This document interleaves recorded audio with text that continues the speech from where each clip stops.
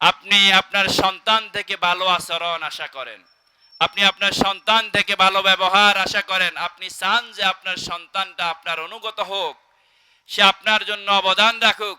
কিন্তু আপনার যে দায়িত্ব এবং কর্তব্য সন্তান ভূমিষ্ঠ হওয়ার পর থেকে আপনি কি সেইগুলি যথাযথভাবে পালন করেছেন? সেইগুলি যদি আপনি যথাযথভাবে পালন না করেন, তাহলে আপনি আপনার সন্তান থেকে ভালো ব্যবহার, ভালো আচরণ এটা আশা করা, এটাও আপনার জন্য বোকামি। আল্লাহ রাসূল কিছু ফর্মুলা দিয়েছেন। একটা নবজাতক পৃথিবীতে আসার পর থেকে পিতামাতার কয়েকটি দায়িত্ব রয়েছে সন্তানের প্রতি। সে দায়িত্ব যারা যথাযথভাবে পালন করবে, আশা করা যায় ইনশাআল্লাহ ওই সন্তানগুলি পিতামাতার অনুগত থাকবে, ওই সন্তান পিতামাতার চক্ষু শীতলকারী হবে। আল্লাহ পাক আমাদের সন্তানগুলিকে আমাদের জন্য চক্ষু শীতলকারী হিসেবে কবুল করুন, বলি আমিন। প্রিয় উপস্থিতি, আল্লাহ রাসূল বলেছেন, কুল্লু মাউলুদিন ইউলাদু আলাল ফিতরাতি আবাহু ইউহাউইদানিহি আও ইউনাসসিরানিহি আও ইউমাজ্জিসানিহি। এই পৃথিবীতে প্রত্যেক নবজাতক ইসলামের উপরে, তার স্বভাবজাত ধর্মের উপরে অর্থাৎ ইসলামের উপরে জন্মগ্রহণ করে। তার পিতামাতা তাকে ইহুদি বানায়, তার পিতামাতা তাকে নাসারা বানায়, খ্রিস্টান বানায়, তার পিতামাতা তাকে হিন্দু বানায়, তার পিতামাতা তাকে অগ্নিপূজক বানায়। যে সন্তানটা পৃথিবীতে আসে, এই সন্তান নিষ্পাপ হিসেবে, একেবারে নির্ভেজাল, এই নবজাতকের কোনো গুনাহ থাকে না, একেবারে নিষ্পাপ হিসেবে আসে। তার পিতামাতা যদি ইহুদি খ্রিস্টান হয়, সে তার ধর্মীয় কালচার অনুযায়ী তাকে গঠন করে।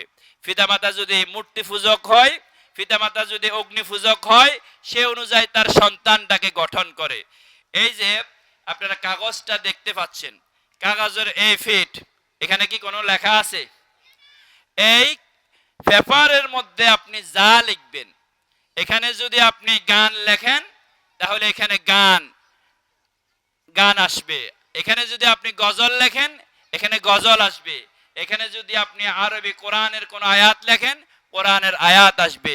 এই পৃথিবীতে যে সন্তানরা আসে, প্রত্যেকের অন্তরটা এইরকম সাদা, একেবারে নিষ্পাপ থাকে। আপনি তাকে যেভাবে গঠন করবেন সেভাবে সে গঠিত হবে। সেজন্য নবীজি বলেছেন, প্রত্যেক নবজাতক ইসলামের উপরে তার জন্মগ্রহণ হয়, তার পিতামাতা তাকে যেভাবে যেই দিকে পরিচালিত করে, যেই দিকে তাকে মোটিভেট করে, সেই দিকে সে চলে যায়। সেজন্য আমরা যারা মুসলমান, নবীজির উম্মত হিসেবে দাবি করি, আল্লাহ নবী সন্তান পালনের কয়েকটা ফর্মুলা আমাদেরকে দান করেছেন। আজকে সংক্ষিপ্ত সময়ের মধ্যে ইনশাআল্লাহুল আজিজ আমরা এই বিষয়ে কথা বলবো। আল্লাহ পাক আমাদেরকে ধৈর্য সহকারে আমলের নিয়তে ইখলাসের সাথে শোনার তৌফিক দান করুন, বলি আমিন। প্রিয় উপস্থিতি, এই পৃথিবীতে সন্তান জন্মগ্রহণ করার পর তার সর্বপ্রথম যে কাজটা আমাদেরকে করা লাগবে, পিতামাতার প্রতি দায়িত্ব, সেটা হচ্ছে তার কানের মধ্যে আল্লাহু আকবার আজানের ধ্বনিটা শুনিয়ে দেয়া। আল্লাহ নবী বলেছেন, হাদিসের মধ্যে এসেছে, আযানা রাসূলুল্লাহ সাল্লাল্লাহু আলাইহি ওয়াসাল্লাম ফি উযুনিল হাসান ইবনে আলী হিনা ওয়ালাদাতহু ফাতিমাতু বিসসালাত। হযরত হাসান রাদিয়াল্লাহু আনহু যখন পৃথিবীতে এসেছেন, মা ফাতেমা রাদিয়াল্লাহু আনহা যখন তাকে ভূমিষ্ঠ করেছেন, নবীজি তার কানের মধ্যে আজান দিয়েছেন। ওই আজানটা হচ্ছে নামাজের জন্য যেভাবে আজান দেয়া হয়, এই আজান কঠিন কোনো কিছু নয়। আমাদের সন্তান যাদের হবে, সাথে সাথে তার কানের মধ্যে আজান দেওয়ার চেষ্টা করতে হবে। অনেক সময় আমরা মসজিদের ইমামের জন্য, মুয়াজ্জিনের জন্য অপেক্ষা করি, 2 দিন 3 দিন পার হয়ে যায়। এটা আসলে ঠিক নয়। আপনার সন্তান পৃথিবীতে আসার সাথে সাথে তার পাশে তার দাদা, নানা, চাচা অথবা তার বড় ভাই যারা আছে, তার সাথে সাথে আজানের ডাকটা তার কানের মধ্যে শুনিয়ে দিবে। কেউ যদি না থাকে, যেই মা তাকে ভূমিষ্ঠ করেছে, যদিও তিনি নাফাক, তিনি হয়তো শারীরিকভাবে নাফাক থাকতে পারে, কিন্তু মুমিনদের কলবটা পবিত্র থাকে। বলেছেন মুহাম্মদুর রাসূলুল্লাহ সাল্লাল্লাহু আলাইহি সাল্লাম, যদিও মা শারীরিকভাবে নাফাক, কিন্তু মুমিনের কলব এটা নাফাক নয়, এটা পবিত্র। মা তার কানের মধ্যে আজান শুনিয়ে দিতে পারে, কোনো অসুবিধা নাই।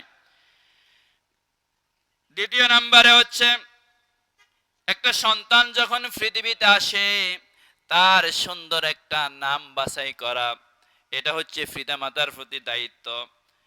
আন ইবনে উমর রাদিয়াল্লাহু আনহু আন্না রাসূলুল্লাহ সাল্লাল্লাহু আলাইহি ওয়াসাল্লাম গায়্যারা ইসমা আসিয়াতা ওয়া ক্বালা আনতি জামিলাতুন। আল্লাহ নবীর জলিলুল কদর সাহাবী আমিরুল মুমিনিন হযরত ওমর ফারুক রাদিয়াল্লাহু আনহুর একজন কন্যা ছিল, তার নাম রাখা হয়েছে আসিয়া। নবীজি তার নাম পরিবর্তন করে রাখলেন আনতে জামিলা, তোমার নাম আসিয়া নয়, তোমার নাম হচ্ছে জামিলা। আসিয়া শব্দের অর্থ হচ্ছে অবাধ্য। নবীজি তার নামটা পরিবর্তন করে রাখলেন, তুমি অবাধ্য নয়, তুমি হচ্ছে সুন্দরী। এভাবে আল্লাহ নবীর কাছে যখন কোনো নবজাতককে আনা হতো, অথবা কোনো লোক যখন নবীজির কাছে আসতো, নবীজি জিজ্ঞেস করতেন তোমার নামটা কি। নবীজি যখন দেখতেন তার নামটা সুন্দর অর্থবহ নয়, নবীজি তার নামটা পরিবর্তন করে সুন্দর একটা নাম রেখে দিতেন। সুবহানাল্লাহ। হযরত ইবনুল মুসাইয়্যিব রাদিয়াল্লাহু আনহু তিনি তার পিতা থেকে বর্ণনা করেছেন, তার পিতা বলেছেন যে আমার বাবা যখন নবীজির কাছে আসলেন, নবীজি তাকে জিজ্ঞেস করলেন তোমার নাম কি। আমার বাবা বললেন আমার নাম হচ্ছে হাজন। হাজন শব্দের অর্থ হচ্ছে কঠিন, কঠোর। নবীজি বললেন তোমার নাম হবে সাহাল, সহজ। ওই লোকটা, ওই সাহাবীটা তিনি বললেন যে ইয়া রাসূলুল্লাহ, আমার বাবা পছন্দ করে আমার নাম যা রেখেছেন আমি পরিবর্তন করতে পারবো না, আমার এই নামটাই থাকবে। তার নামটা নবীজিকে তিনি পরিবর্তন করতে নিষেধ করলেন। পরবর্তীতে দেখা গেছে ওই হাসান নামের সাহাবীটা তিনি কঠোর স্বভাবের, কঠিন স্বভাবের অধিকারী ছিলেন। অনেক ক্ষেত্রে নামের একটা প্রভাব ব্যক্তির মধ্যে পড়ে।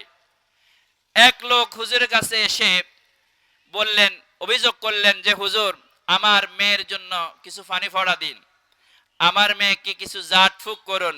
সে শুধু গাছের মধ্যে উঠে, গাছে উঠে যায়, বিভিন্ন উঁচু স্থানে উঠার জন্য সে সব সময় প্রতিযোগিতা করে।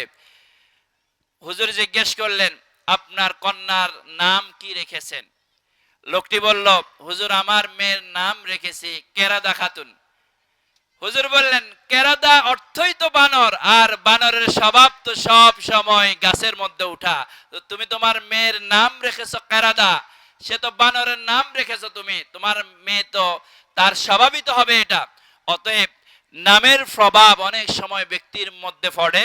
আমরা যখন আমাদের সন্তানদের নাম রাখবো, আমরা নিজেরা ভালো অর্থবহ নাম বাছাই করব।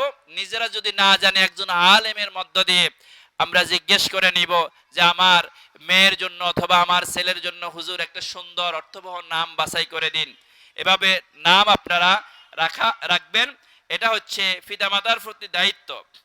এরপরে তৃতীয় নম্বরে সন্তানের প্রতি পিতামাতার যে দায়িত্ব রয়েছে, তৃতীয় নম্বরে দায়িত্ব হচ্ছে আকিকা করা। আল্লাহ নবী বললেন আন সামুরাত ইবনে জুনদুবিন আন্না রাসূলুল্লাহ সাল্লাল্লাহু আলাইহি ওয়াসাল্লাম قال كل غلام رهينة بعقيقته تذبح عنه يوم سابعه ويحلق ويسمى। আল্লাহ নবী বললেন প্রত্যেক নবজাতক আকিকার সাথে বন্ধক থাকে, প্রত্যেক নবজাতক আকিকার সাথে সম্পৃক্ত থাকে। যখন পৃথিবীতে কোনো নবজাতক আসে তার পিতামাতার দায়িত্ব হচ্ছে, কর্তব্য হচ্ছে, সে যদি সামর্থ্যবান হয়, যদি কন্যা সন্তান হয় তার জন্য একটি ছাগল অথবা একটি বকরি, আর যদি ছেলে সন্তান জন্মগ্রহণ করে তার জন্য 2টা ছাগল, যদি সামর্থ্যবান হয় এটা আদায় করে নিবে। আল্লাহর নবী বলেছেন আনিল গুলামি শাতানি ওয়ানিল জারিয়াতি ওয়াহিদাতুন, কন্যা সন্তান হলে একটা ছাগল দিলে যথেষ্ট হয়ে যাবে, আর যদি ছেলে সন্তান হয় তার জন্য দুইটা ছাগল দিবে। নবীজি বলেছেন ওয়ালা ইয়াদুররুকুম যুকরানান কুন্না আম ইনাসান, ওই সাগী হোক অথবা খাসি হোক, যার যেই রকম সামর্থ্য আছে, যদি কন্যা সন্তান জন্মগ্রহণ করে একটা এবং ছেলে সন্তান হলে দুইটা ছাগল আকিকা হিসেবে দিয়ে দিবে। এর মাধ্যমে আল্লাহ রাব্বুল আলামিন অনেক বিপদ আপদ থেকে ওই সন্তানটাকে হেফাজত করবেন। আল্লাহ কবুল করুন, বলি আমিন। আল্লাহ আমাদের যাদের সামর্থ্য রয়েছে আমরা যাতে নবীজির এই সুন্নাহ এই কাজটি যাতে আমরা যথাসময়ের মধ্যে করতে পারি, আল্লাহ সে তৌফিক দান করুন। এরপরে চতুর্থ নম্বরে সন্তানের প্রতি পিতামাতার যে দায়িত্ব এবং কর্তব্য, সেটা হচ্ছে যখন জন্মের সপ্তম দিনে আকিকা করবে, তার চুলগুলি যখন মুন্ডন করবে, কেটে ফেলবে, তার চুলগুলিকে ওজন করে যদি সামর্থ্যবান হয় সমপরিমাণ রৌপ্য অথবা স্বর্ণ আল্লাহর রাস্তায় সদকা করে দেয়া। আল্লাহ নবী বললেন আন আলী রাদিয়াল্লাহু আনহু قال عق رسول الله صلى الله عليه وسلم عن الحسن بشاة وقال يا فاطمة أحلقي رأسه وتصدقي بزينة شعره فضة। আল্লাহ নবী তার কলিজার টুকরা মেয়ে ফাতেমা রাদিয়াল্লাহু তাআলা আনহাকে বললেন, ও ফাতেমা, হাসানের আকিকা করা হয়েছে, যদি তোমার পক্ষে সম্ভব হয় তুমি তার চুল পরিমাণ স্বর্ণ অথবা রৌপ্য আল্লাহর রাস্তায় তুমি সদকা করে দাও। পঞ্চম নম্বরে একজন ভালো মানুষের মাধ্যমে আপনার সন্তানকে তাহনিক করানো। এই সুন্নতগুলি আমরা ভুলে গিয়েছি। সন্তান যখন পৃথিবীতে আসে, একজন আলেম অথবা তার পরিবারের মধ্যে যদি একজন আল্লাহওয়ালা ব্যক্তি থাকে, তার দাদা থাকতে পারে, তার নানা থাকতে পারে, অথবা তার পরিবারের মধ্যে যদি আলেম আল্লাহওয়ালা আবেদ কোনো ব্যক্তি থাকে, তার মাধ্যমে একটা খেজুরকে ওই ব্যক্তি মুখের মধ্যে নরম করে ওই সন্তানের গালের মধ্যে চিবিয়ে দিবে। সুবহানাল্লাহ। এটা হচ্ছে তাহনিক। এই তাহনিকটা নবীজির একটা সুন্নাহ। আমরা এই সুন্নত থেকে অনেকটাই দূরে সরে গিয়েছি। আল্লাহ নবীর জলিলুল কদর সাহাবী হযরত আবু মুসা আশআরী রাদিয়াল্লাহু তাআলা আনহু, তিনি বলছেন, আমার যখন একটা সন্তান হলো আমি নবীজির কাছে নিয়ে আসলাম। নবীজি তার নাম রাখলেন ইব্রাহিম এবং ফাহান্নাকাহু বিতামরাতিন, নবীজি একটা খেজুরকে চিবিয়ে তার মুখের মধ্যে দিয়ে তাহনিক করলেন। সুবহানাল্লাহ। ওয়াদাআ লাহু বিল বারাকা, নবীজি তার জন্য বরকতের দোয়া করলেন। ওয়াদাফাহু ইলাইয়া, আর এরপরে নবীজি আমার সন্তানকে আমার কাছে দিয়ে দিলেন। এটা হচ্ছে নবীজির সুন্নাহ। আমাদের এলাকার মধ্যে অথবা ইউনিয়নের মধ্যে একজন বুজুর্গ আলেমের মাধ্যমে আপনার সন্তানকে যখন তাহনিক করাবেন, আল্লাহ রাব্বুল আলামিন এই সন্তানকে দিয়ে কখনো ইসলাম বিরোধী কর্মকাণ্ড সংগঠিত করবেন না। এই সন্তানটা কখনো ইসলাম বিরোধী, কোরআন বিরোধী হবে না। এই সন্তানটা এমন হবে না যে সন্তানের কারণে পিতামাতা বৃদ্ধাশ্রমে যাওয়া লাগে। এরকম সন্তান আছে কিনা? ডাক্তার, ইঞ্জিনিয়ার, পাইলট এবং বড় শিল্পপতি, কিন্তু পিতামাতার জায়গা হয় বৃদ্ধাশ্রমে। এরকম কোফাল পড়া সন্তান বাংলাদেশে আছে কিনা? আপনার সন্তানের মধ্যে যদি নবীজির এই সুন্নাহগুলি পালন করেন, বিশ্বাস করেন, আপনার সন্তানের মাধ্যমে কখনো আপনি লাঞ্ছনা অপমানের শিকার হবেন না। আপনার সম্মান আল্লাহ রাব্বুল আলামিন বৃদ্ধি করবেন। বলি আমিন। এরপরে ষষ্ঠ নম্বরে পিতামাতার দায়িত্ব হচ্ছে সুন্নতে খতনা করা। সন্তানকে ছোট থেকেই তাওহীদের শিক্ষা দেয়া। আপনার সন্তান ছোট, সে আস্তে আস্তে কথা বলতে পারে, আব্বা, আম্মা, দাদা এগুলি বলতে পারে। আপনার সন্তানকে তার প্রথম বলিটা যাতে আল্লাহর নাম দিয়ে তার বলিটা হয়, সেজন্য